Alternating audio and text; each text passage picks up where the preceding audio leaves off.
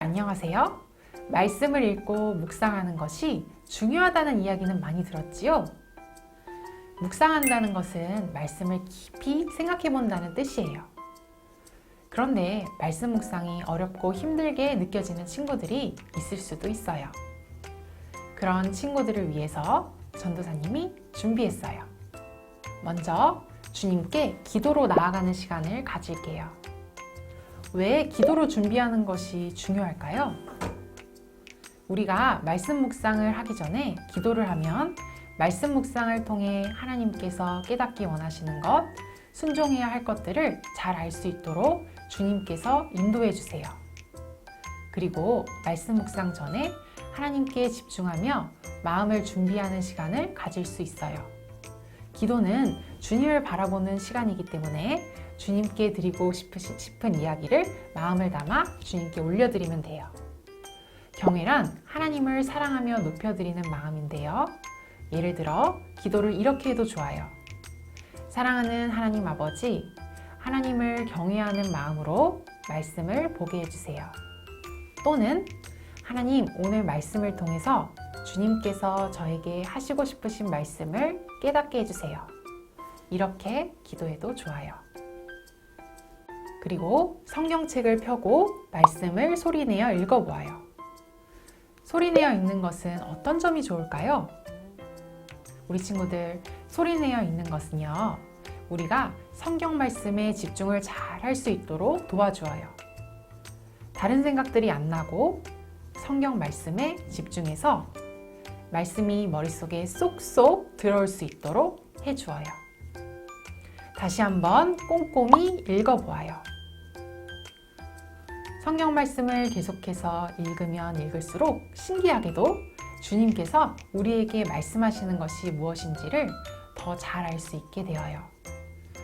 전도사님이 말씀을 소리내어서도 읽고 꼼꼼히 집중해서도 읽고 여러 번 읽었을 때 주님께서 긴 말씀 중에서도 오늘 이 말씀을 나에게 주시려고 하는 것이구나가 깨달아졌어요. 그리고 한 번 읽을 때보다 두 번 읽을 때 이해가 훨씬 잘 된다는 것도 느꼈어요. 여러분, 소리내어 읽은 후에 꼼꼼히 다시 한번 읽어보면 말씀이 훨씬 잘 이해되고 주님께서 특별히 주시려고 하시는 말씀이 무엇인지 깨달을 수 있을 거예요. 마지막으로 한 번 더 읽으며 마음에 와닿는 말씀에는 동그라미나 밑줄을 그어보아요. 동그라미를 그리고 밑줄을 그어보면서 말씀 묵상하는 것이 훨씬 즐겁고 기쁘게 느껴질 거예요. 그리고 말씀을 묵상할 때 중요한 단어가 무엇인지를 알 수 있고요. 말씀이 더 잘 이해가 될 거예요.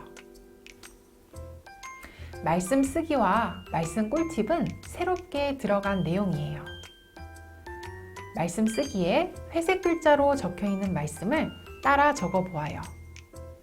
글자를 따라 쓰는 이유는 한 글자 한 글자 깊이 묵상하며 마음에 담아보기 위함이에요.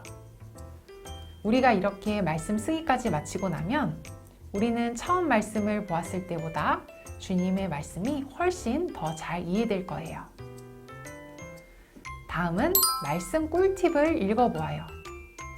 말씀 꿀팁은 친구들이 읽은 말씀을 더 잘 이해할 수 있도록 도와주는 거예요. 마지막은 말씀 적용 시간이에요. 적용이란 우리의 삶 속에서 말씀을 실천하는 것을 말해요. 말씀을 읽고 이해하는 것도 물론 중요하지만 우리가 말씀대로 살아가는 것이 너무나 중요하겠지요? 말씀을 통해 주님께서 오늘 내게 깨달은 것과 순종할 것을 적어보아요. 그러면 이제 말씀 묵상을 쌤이는 어떻게 하는지 한번 보러 가볼까요? 오늘 말씀 묵상을 시작해 볼까? 먼저 날짜를 확인하고 제목을 읽어봅니다. 3월 1일 월요일, 약속대로 예수님이 오셨어요.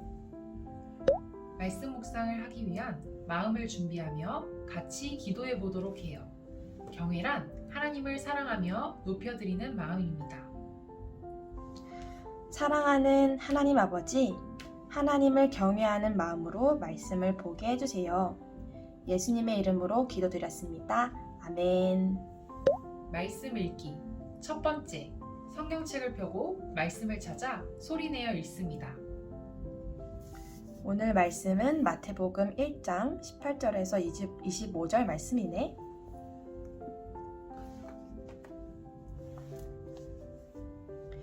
예수 그리스도는 이렇게 태어나셨습니다.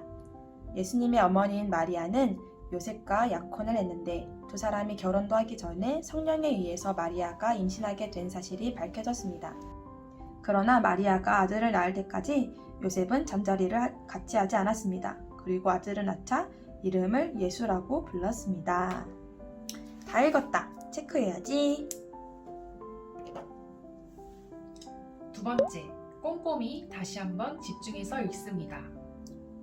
다시 한번 꼼꼼히 읽어봐야겠다. 예수 그리스도는 이렇게 태어나셨습니다. 예수님의 어머니인 마리아는 요셉과 약혼을 했는데 두 사람이 결혼도 하기 전에 성령에 의해서 마리아가 임신하게 된 사실이 밝혀졌습니다. 그러나 마리아가 아들을 낳을 때까지 요셉은 잠자리를 같이 하지 않았습니다. 그리고 아들을 낳자 이름을 예수라고 불렀습니다. 꼼꼼하게 또 읽었으니까 체크해야지. 세 번째, 마음에 와닿는 말씀에는 동그라미나 밑줄을 긋습니다. 자, 이번에는 색깔 있는 펜으로 해야겠다. 예수 그리스도는 이렇게 태어나셨습니다. 예수님의 어머니인 마리아는 요셉과 약혼을 했는데 두 사람이 결혼도 하기 전에 성령에 의해서 마리아가 임신하게 된 사실이 밝혀졌습니다. 그러나 마리아가 아들을 낳을 때까지 요셉은 잠자리를 같이 하지 않았습니다. 그리고 아들을 낳자 이름을 예수라고 불렀습니다. 자, 동그라미랑 밑줄 다 했으니까 이번에도 체크! 말씀 쓰기에 회색 글자로 적혀있는 말씀을 따라 적어보아요. 이걸 따라 쓰면 되는구나. 보라,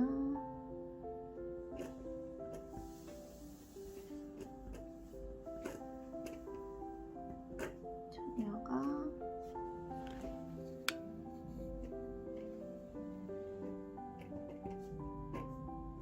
(1장 23절) 다 썼다.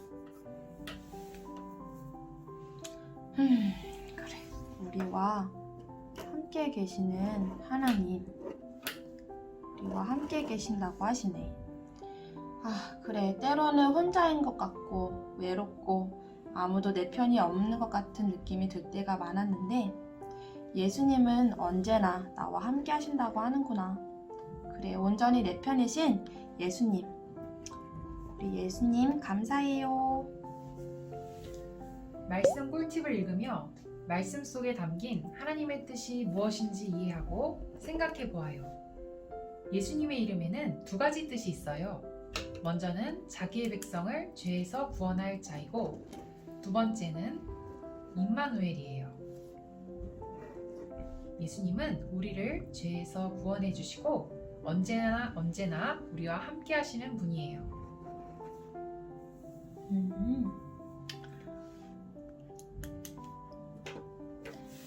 예수님의 이름에는 이런 두 가지 뜻이 있구나.